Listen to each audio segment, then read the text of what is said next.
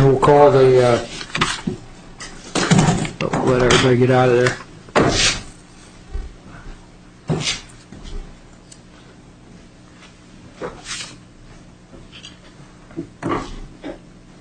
We will call the next case, United States of America versus Kenneth Schneider.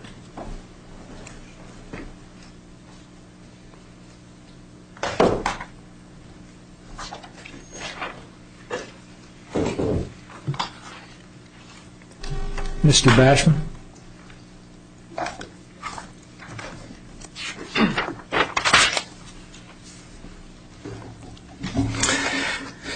Good afternoon, Your Honors. May it please the Court. Howard Bashman representing Defendant Appellant Kenneth Schneider. I'd like to reserve 3 minutes for rebuttal. That request will be granted. Thank you. Your Honors, in the Mortensen case, the U.S. Supreme Court recognized an innocent round-trip exception for sex-related travel offenses. In this case, Judge Sanchez properly applied Mortensen to enter an acquittal on count 2 on the charge of transporting the alleged victim, Roman Zavarov, home to Russia to return to his family on a summer vacation. But Judge Sanchez committed reversible legal error in failing to likewise grant an acquittal on count 1, which focused on the defendant's... Can we go to the factual premise of your assertion, which is that there was an innocent round trip, and have you speak specifically to the argument I understand the government to be making that Mr. Schneider wasn't on the return leg of a round trip. He dropped the victim off, and then he went about his business, including going back to Moscow, right? No, that's not correct, Your Honor. No. There's no evidence whatsoever that Defendant Schneider ever left the United States. The testimony from Roman Zavarov, 499A of the appendix, is that the defendant stayed with him during the entire visit in Berlin. But then on cross-examination, let me just lay all the evidence out. Take me one moment. All right. Then on cross-examination, Zavarov said that Schneider visited his parents' home from time to time while Zavarov was staying there. Defendant Schneider's testimony was that he spent a few days at Berlin in the beginning of the trip, then went up to New York where his law firm was located, and then came back to Berlin at the end of the trip. But there's no evidence whatsoever that he left the country or committed any criminal acts whatsoever during that trip. There was, even accepting Mr. Schneider's assertions about what he did, he was not pleasure tripping, vacationing. He was on a business trip, dropped Zavarov off, goes to New York, does business. Then he comes and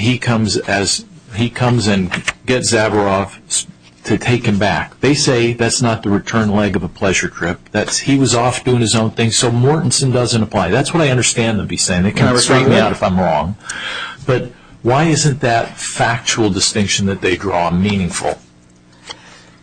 The reason it's not meaningful, Judge Jordan, is that the vacation aspect of Mortensen was critical to that case because the business in which the defendants were involved was the business of operating a house of prostitution.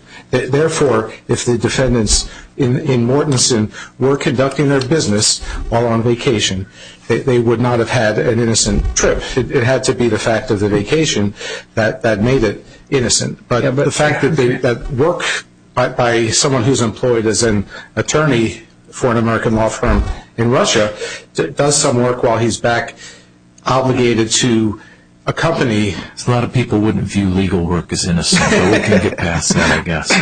I suppose your real response is that the fact is this was not it's not that we should look at Mortensen as saying there's a vacation exception. Correct. You should look at Mortensen and say the purpose of the trip was not for the business that you were engaged in. Was there a complete break of the criminal wrongdoing during the time of the journey away from the place where the wrongdoing was taking place and then back to it? And what the federal government was arguing in the Mortensen case, helpfully, the briefs filed in the U.S. Supreme Court in Mortensen are available over Westlaw. And if you read the federal government's brief, what they say is, of course, the reason people come home from vacation is to get back to work.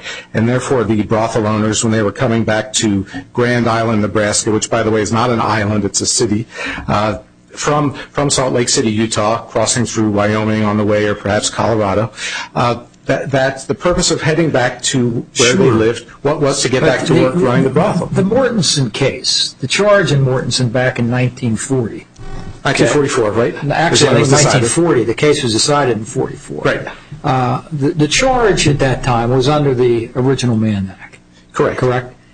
And the corollary to that act, which involved the transport of an individual for purposes of sexual abuse or with the intent to engage in sexual, the corollary to that is a statute that was part of Count 2, which was Section 2421, correct? That is correct. Okay. So, if you agree with me that the two statutes that you compare is the original Mann Act and the one in Count 2, which you prevailed on. Which is the successor to the Mann Act, correct? Yeah, okay. What remains is 2423B, And the reason that... which is a different statute.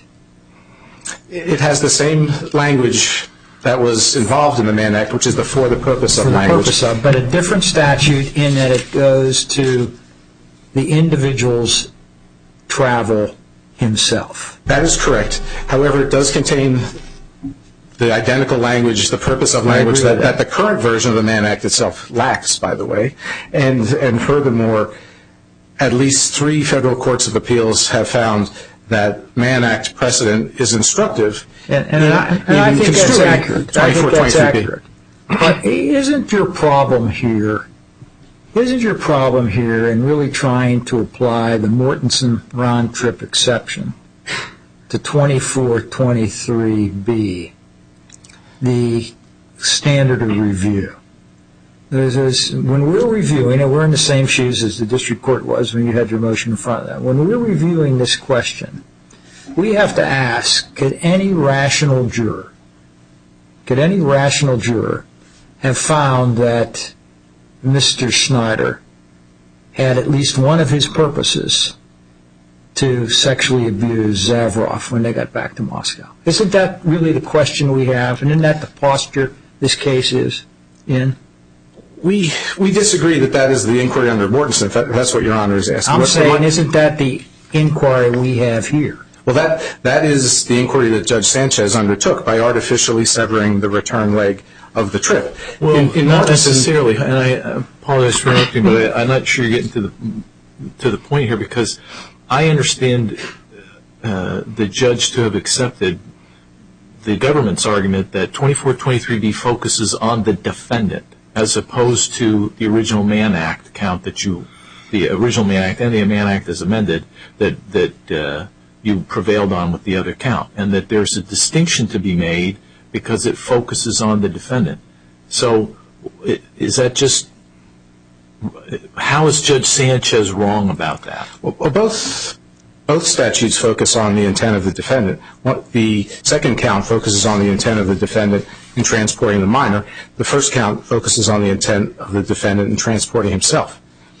And the government makes the argument that we're not looking at what the transport piece here. We're talking about what's in. When we look at 2423B, we talk about what's in Schneider's mind, and what's in Schneider's mind is to further inculcate, groom, and encourage the relationship of dependence that the victim has, and that trip, it's not innocent, and Judge Sanchez evidently accepts that. Well, Judge Sanchez are we wrong to accept? I think you're wrong in that last regard, which is that Judge Sanchez writes in his opinion on the post-trial motions, there's no evidence that Roman Zavrov would have refused further sexual activity without the trip to Philadelphia. Furthermore, before the case went to trial, he excluded all the grooming evidence. Hold on just a second, Mr. Ashman. How's the fact that there may not be evidence that Zavrov would have rejected him on the return speak to what Schneider had in his mind about wanting to groom, wanting to encourage, wanting to deepen the relationship of dependence? How does that speak to that? What I'm trying to say is that if you accept that Mortensen applies to 2423B, then you cannot artificially look at the return leg only. You have to look and see what is the predominant purpose of the trip. And in Mortensen, the Supreme Court said, we note the government did not charge the outbound leg leaving to go to Utah. And similarly here, the government could have charged the outbound leg leaving to come from Russia to Philadelphia. I might be misunderstanding the government, but I take their argument to be not that they're separating the legs of the trip, but they're saying the trip from Schneider's perspective isn't innocent. It's not an innocent trip. It's not a pleasure trip. It's not even an innocent business trip.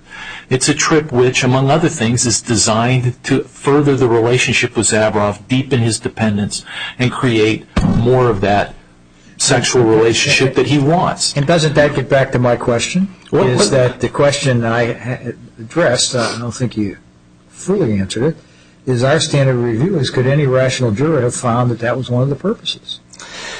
As in Mortensen, however, the question of the innocent round trip was not charged to the jury in either this case or in the Mortensen case. So that issue was decided by the appellate court based on the record that had existed following trial.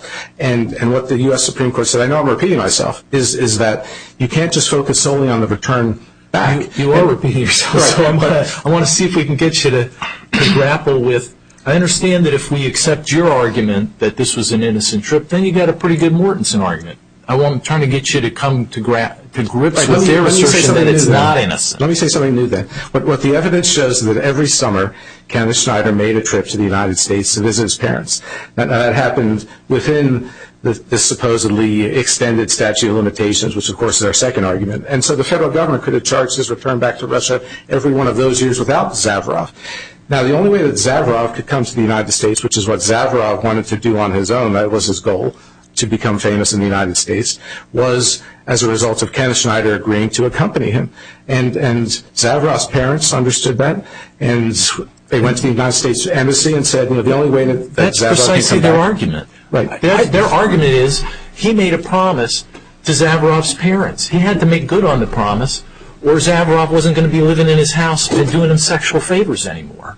This was part and parcel of keeping Zavarov in his home to satisfy his sexual desires. So that's the argument they're making to say it's not innocent. Can a rational jury accept that? Well, again, I always circle back to the fact that we don't think you can focus artificially on the return leg. But if you can, then the question is, he's been in the United States by himself after school for 4 weeks, and now he has contacts in the United States. It's just, when he went back to his family, Schneider had no way of knowing. There's no obligation on Zavarov to return to live with Schneider whatsoever at the return back to Russia. Isn't your best argument that, in response to Judge Fisher's question, that can't the jury think of that purpose to be at least one of his purposes, that you've got to take it a step further, and you've got to say that you look to the statute and you say it's got to be one of his purposes has to be, let's see now, with the intent that he engage in illicit sexual activity. And I presume your argument would be when he came to the United States, that was not one of his purposes. And going back to Russia, that's not specifically one of his purposes. Right, because there was no obligation on Zavarov to return to living with Schneider following the week that he spent with his family. Let me give you a couple more moments here. Okay. Because I'd like to hear a little bit about your statute of limitations argument. How can you? Can you really argue here that the statute for which he was charged and the remaining count did not involve sexual abuse?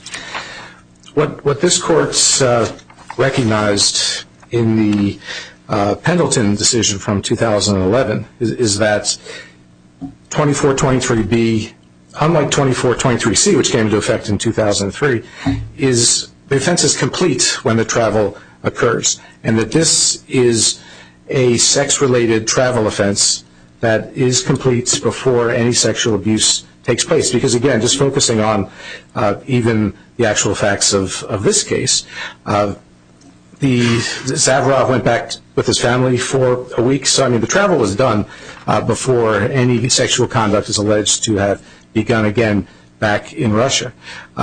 This is far beyond the 5-year statute of limitations. And what we say is that under the statute that extends the statute of limitations, you need to have an offense involving the sexual or physical abuse of a child under the age of 18.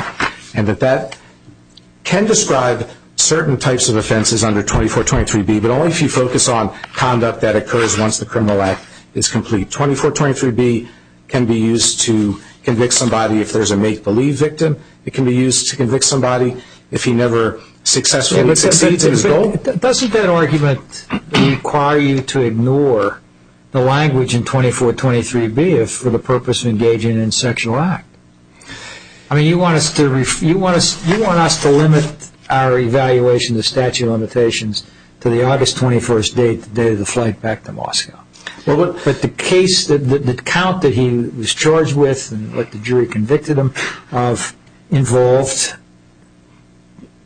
travel for the purpose of engaging in a sexual act. Right, but the question is, was it an offense involving the sexual or physical abuse of a child under the age of 18? And what I'm saying, too, is the offense, under Pendleton, the offense is complete. When you get on the plane, the latest one, the plane lands, and this conduct did not occur during that travel. Is that a separation of mens res and actus reus that Judge Aldister said don't do when he wrote Tikarsky? The Tikarsky case we do rely upon in connection with this argument by acknowledging that this court has said that it could be a make-believe victim. I don't think Tikarsky, as I read it, had anything to do with expanding the statute of limitations. This is certainly a question of first impression. But he does talk about don't separate. You can't have an unnatural separation between those two things, the act and the mindset. But the act is not. Mindset here, the mindset is, I want to get my underage lover back to Moscow where I can enjoy sex with him. That's the assertion of the government. Why isn't it appropriate for them to say, look, that is the purpose, that's the mens rea, that's happening, that's part of the mens rea, I should say, that's going on, that's for the purpose of, and it connects up with the act, and therefore, with those things together, as Judge Fischer's pointed out, you're taken out of the 5-year statute. Well, when we say the act is the transportation of oneself I know, on yours the plane. is the wheels down, Right. but you don't really have any authority for that split, do you? Well, what I'm saying is that there is not a split. We say both the intent and the act focus on that. The intent is what you hope to do. It's not doing it. So an offense involving thinking about perpetrating sexual abuse of a child is not what the statute says for extending the statute of limitations. It says an offense involving the sexual or physical abuse of a child. And we think that requires sexual or physical abuse of a child to actually be required by the offense itself.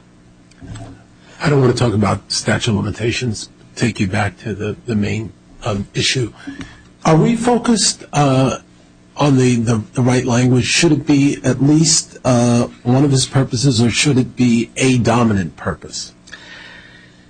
The Supreme Court in Mortensen did use the words dominant purpose. I think that's what the charge to the jury here was. I know that some courts have criticized that language as maybe being imprecise or whatever, but we think that we agree with you. That's what Mortensen says, and we also think that the question of the innocent round trip exception is separate and apart from deciding how a jury should be charged, whether it's motivating purpose or dominant purpose or whatever. But it certainly does have to be an important purpose, and we think that if you look at the purpose of the trip as a whole, that there is no evidence that Kenneth Schneider took this trip, which he takes every year anyway. No evidence?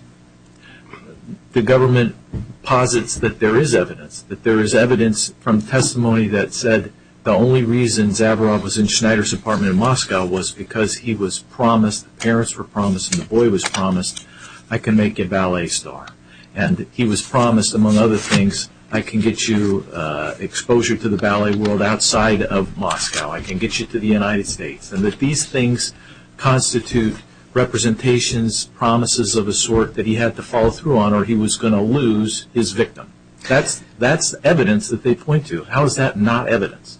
Well, that certainly is evidence that they point to. What I meant was that it was Schneider's intent on taking the specific trip was to perpetrate sexual abuse rather than for an innocent vacation for him. And I think that the only way according to Roman Zavrov's parents, that he would be enabled to continue going to the Bolshoi school was by either living in the dormitories or living close enough to the dormitory, rather to the school, that he could go by himself. And so Schneider did at least offer that opportunity to be able to continue to attend the school. All right, Mr. Basham, we'll have you back on rebuttal. Thank you. Ms. Morgan?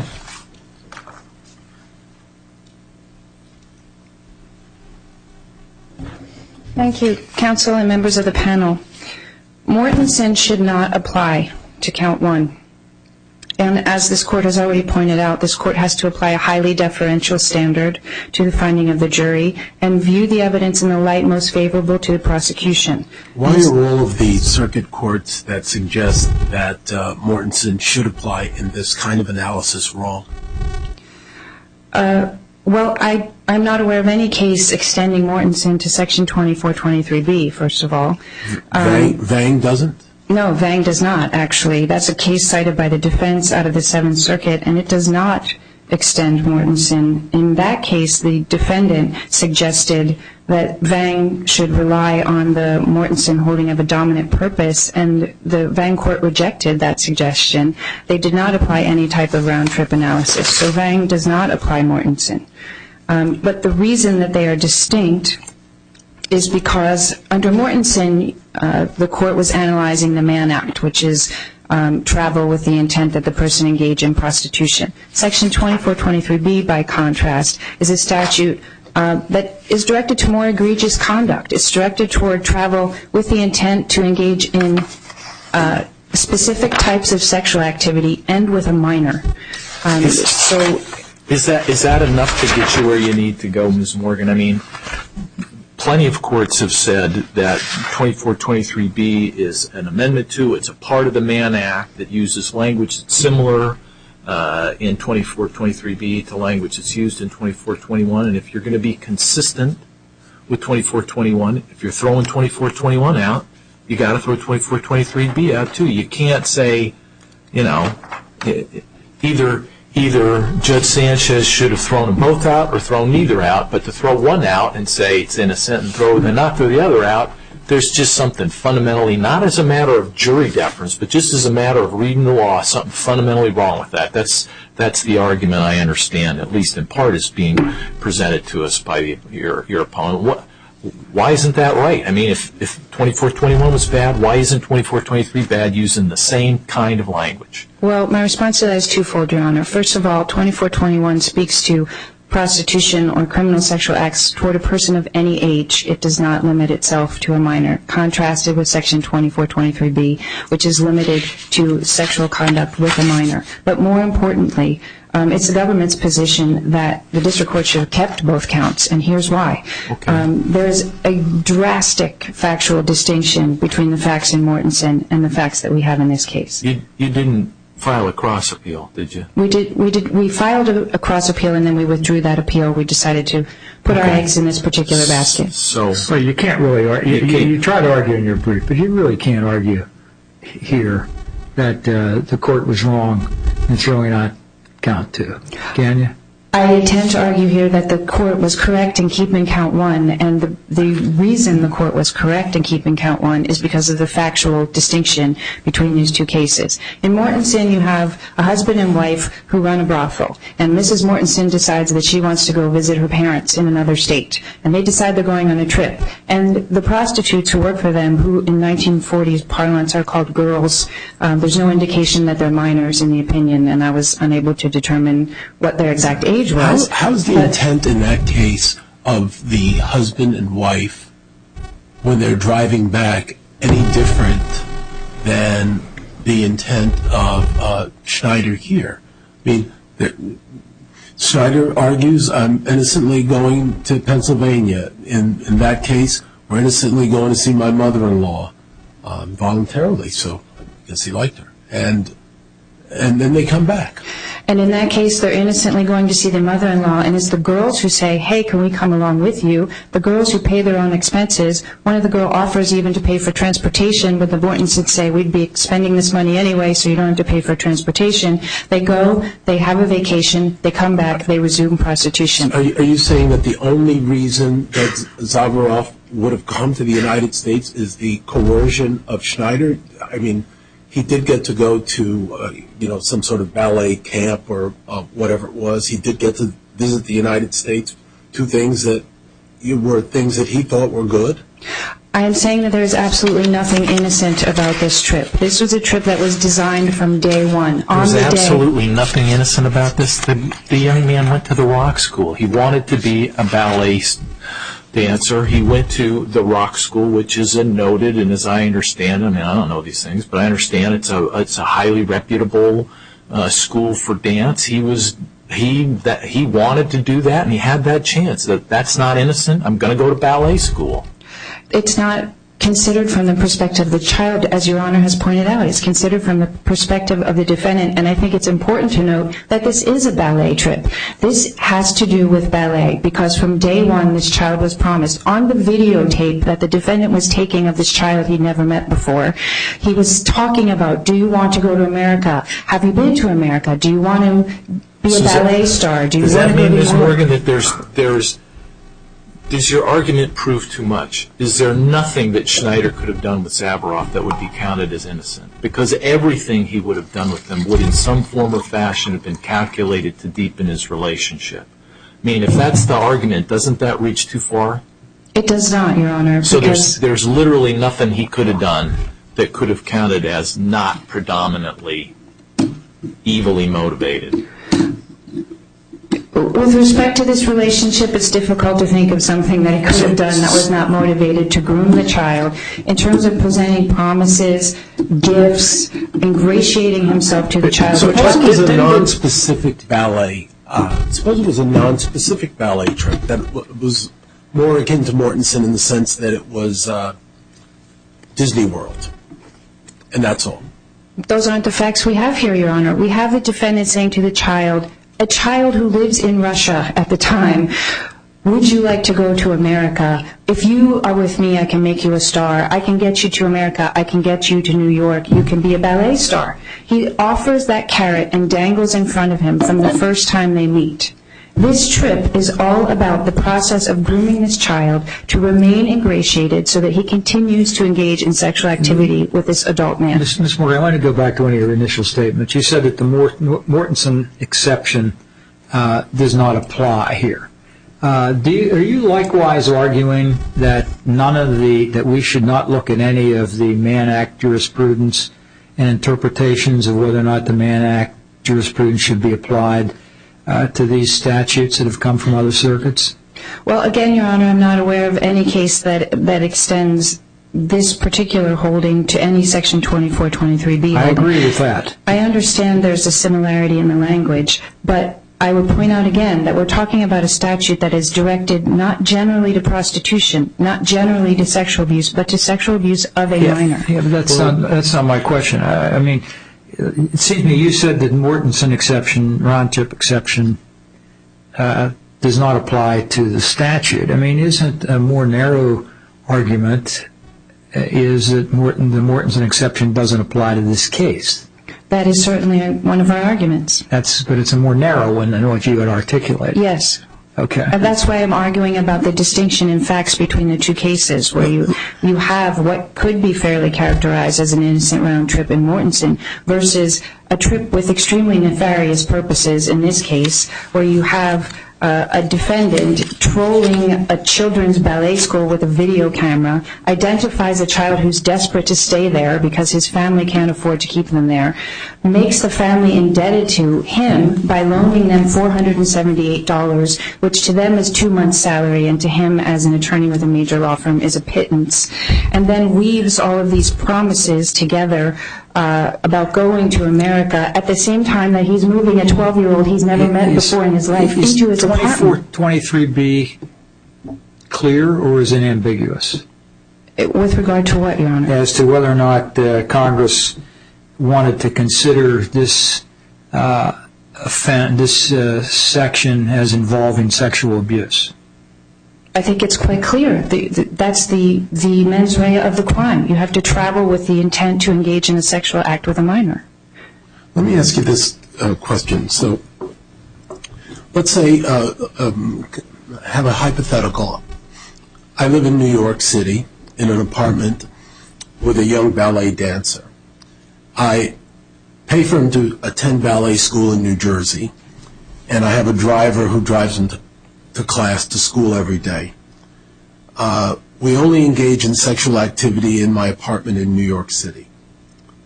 The school's performance of the Nutcracker is coming up, and my protege is starring as the prince. So on the day of the performance, I drive him to school in New Jersey where no sexual activity occurs. We return to New York City that night and resume our normal course of activity. Have I violated 2423B? I think it would depend on the facts of the case. I think it would depend on whether that ballet program was interwoven into the grooming process for ingratiating the defendants to the child, and it also has to be... There's no ingratiation process in my hypothetical. You know, I made a representation that I would pay for it, and I'm paying for it, and the facts are as I presented them. And it would be up to the jury to determine whether on that particular trip a significant or motivating purpose of that trip, that's the language used in the Hayward opinion in the Third Circuit, whether a significant or motivating purpose, doesn't have to be the dominant purpose, whether a significant or motivating purpose of that trip. It has to be a dominant purpose, right? You can't get away from the word dominant, can you? I think the language of the cases requires it to be a dominant purpose, does it not? the language of Hayward requires it to be a significant or motivating purpose. Well, I'm not just looking at Hayward. I'm looking at other cases, right, including Supreme Court precedent that talks about a dominant purpose. That's the standard, is it not, that we need to look to? If you're referring to Mortensen? Well, Mortensen and the several cases that come after Mortensen, including ones from this court which got summarily kicked back when Mortensen was attempted to be distinguished, and the court made it real plain, no, we really meant what we said when we said you don't get to separate the back end of the trip from the front end of the trip. It's got to be a dominant purpose. So I guess what I ought to be asking you is, are you suggesting that later case law from this court has lowered the standard from dominant to significant? No, I think this court has simply interpreted what does a dominant purpose mean, and it has provided the language a significant or motivating purpose, as opposed to the dominant purpose, suggesting that there's only one purpose and it has to be that one. Okay. So a purpose that is significant or motivating satisfies the a dominant purpose standard of Mortensen. Is that Yes. Okay. So my trip, in my hypothetical, I would only be violating the statute if my trip to New Jersey was either a significant or motivating purpose or a dominant purpose. Correct, which would be borne out by the facts of the case and what the relationship was and if things were promised or not promised, etc. It's fairly clear cut in this case that when you have a defendant on videotape talking to the child about his opportunity to be a ballet star in America and dangling that carrot in front of him and then going on that very trip and their ongoing relationship where he's engaging in sodomy and oral copulation with this child multiple times a week over the course of a year leading up to this trip. There are discussions about, if you stay with me, I'll make you a star. If you leave me, your life will be ruined and your career will be destroyed. All of those are facts which indicate very clearly that this is not an innocent round trip. And I think the language in Mortensen itself is very useful. It says, to be a crime, the trip must be, quote, for the purpose of or as a means of effectuating or facilitating the commission of an illegal act, end quote. That is exactly what we have here. Okay. Let me ask you a question on a slightly different issue.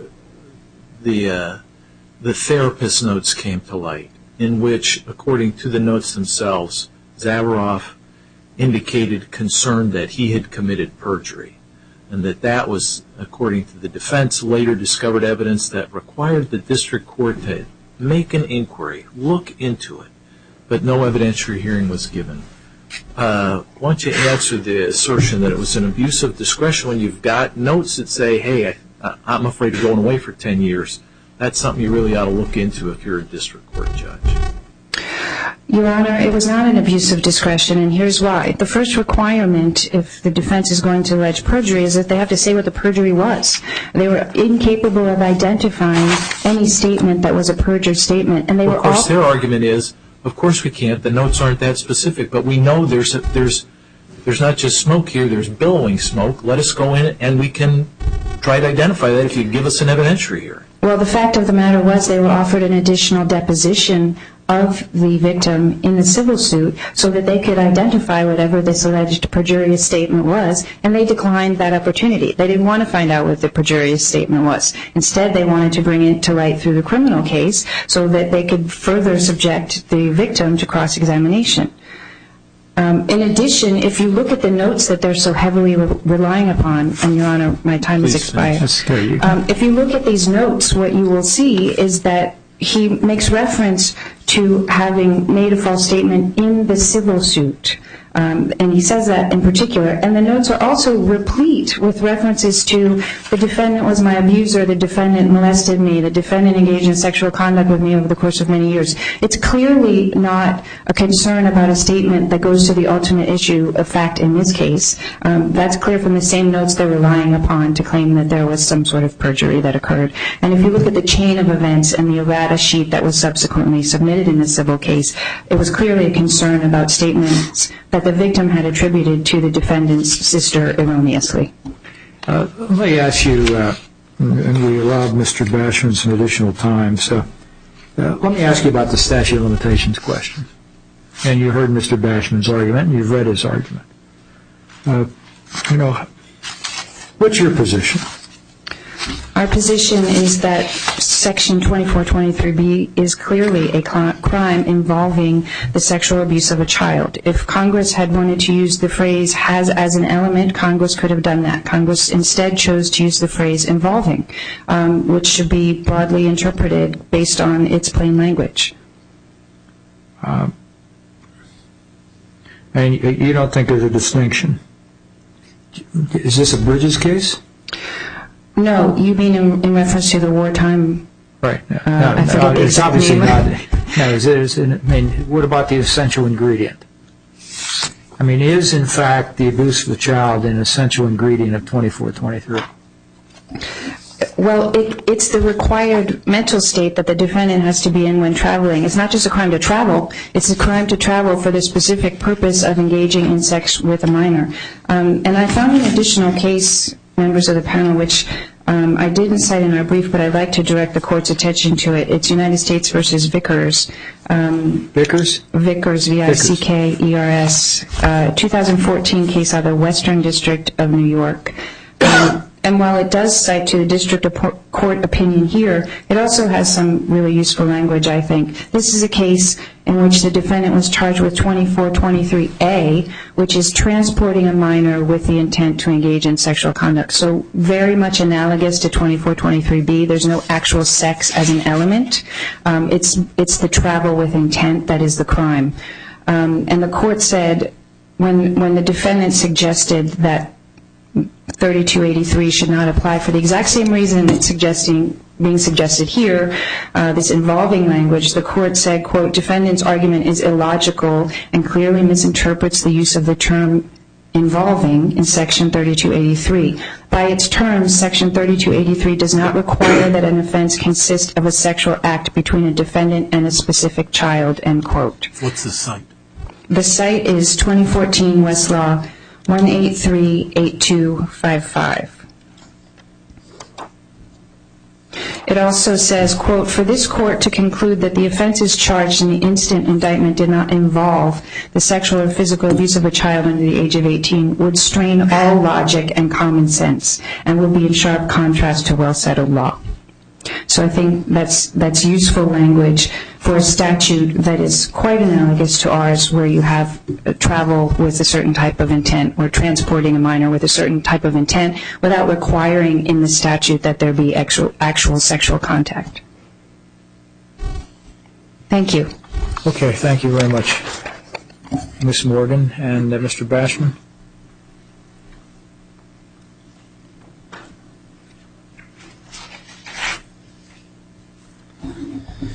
If I can just begin by returning to the issue of grooming, since that's been the subject of so much discussion today.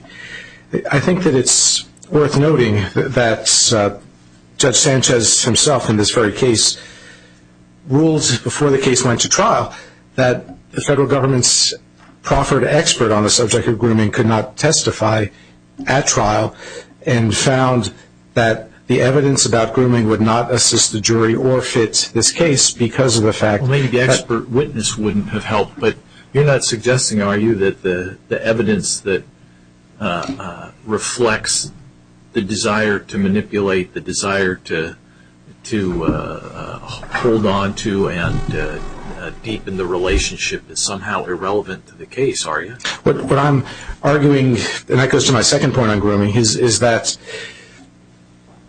it simply was not a theory that was affirmatively offered by the government as a result of the expert being kept out. I thought, in fact, it was, and that was part of what you were complaining about, Mr. Basham. I thought your assertion that the Nijinsky film clip and the fawn figurines shouldn't have been admitted was all part of evidence that they were saying showed this was psychological manipulation. This was all part and parcel. This was all of a piece of the grooming that was going on. And they were indeed pushing that, and you're bothered by it, and that's why you're opposed to some of the evidence that actually did get in. Well, that was relevant to the charging count, too, which required compulsion to make it criminal under Russian law. It's relevant to both, isn't it? I mean, the point that I understood their argument to be, the little figurines and the clip from the Nijinsky film, as well as a bunch of other stuff, were relevant to showing how this fellow Schneider was prepared to tell a 12-year-old boy and older as he grew older, stick with me or your life's going to be a wreck. Well, certainly that is one of the arguments that they made, and there was evidence of that at trial. What I'm saying, however, is that specifically arguing a point about grooming and using the word grooming, I did not see that as one of their arguments that they were explicitly making at trial. And I think but they did make the argument at trial that the purpose of the trip was not, as innocently suggested, I go to Berwyn every year, but that it was part of the whole sort of nefarious scheme, that it began with the recruitment and that it continued with the promises of making him into a star, notwithstanding the Nijinsky film. Well, yes, that was an argument that they made. And that goes to my second point, which is that Judge Sanchez in his post-trial decision writes that the government points to no evidence, however, justifying the inference that Zavarov would have refused to continue engaging in sexual activity with Schneider if he had not traveled to Philadelphia, which, as I understand it, is Judge Sanchez saying that there is no evidence that Zavarov would have threatened to leave but for the trip to Philadelphia. Right, but I suppose that's part of what we can take into account, but I thought the purpose of your adversary bringing this up was that it is part and parcel of their dominant purpose argument, right? That the inducement to come to America is part of yes, it is a dominant purpose. From That is certainly their argument, but our point is that in Mortensen itself, as we observed in our reply brief, brothel owners who take prostitutes on vacation trips are likely to engender a stronger bond with those employees than if they had not done so. No, but the missing piece, right? I mean, I'm totally with you on the analogy, right? But the missing piece that's available here that's not available seemingly in Mortensen is I had a purpose, and I made the purpose known for bringing Zavarov to America. It was to make him a big star, as I had promised, and that promising and then delivering on it was all part of what I wanted to achieve back at home. I'm not sure I understand what the predicate of the question is that you're asking me to respond to. I don't mean to speak for Judge Greenway, but let me pose you a hypothetical, which is if Mortensen had involved brothel owners who were going to have their highest grossing prostitute walk out on them, and they said, don't go, if you stick with us, We'll take you to see the sights in Salt Lake City. I'll adopt that. I'm telling you, it's going to be great. We'll go to Parley's Canyon. We'll go all over. I'll take you to Snowbird. Don't leave. And not only that, but if you stick with us, we'll get you training for this other thing you want to do. We know you don't want to be a prostitute forever. They got a great dental hygienist school in this place where we take you, whatever it is. If that had been it, and then they had gone and come back, would Mortensen be an innocent trip, even though they did sightseeing? Or would it be a trip that was part of a kind of a quid pro quo? Stick with us in the brothel, and you get this other good stuff.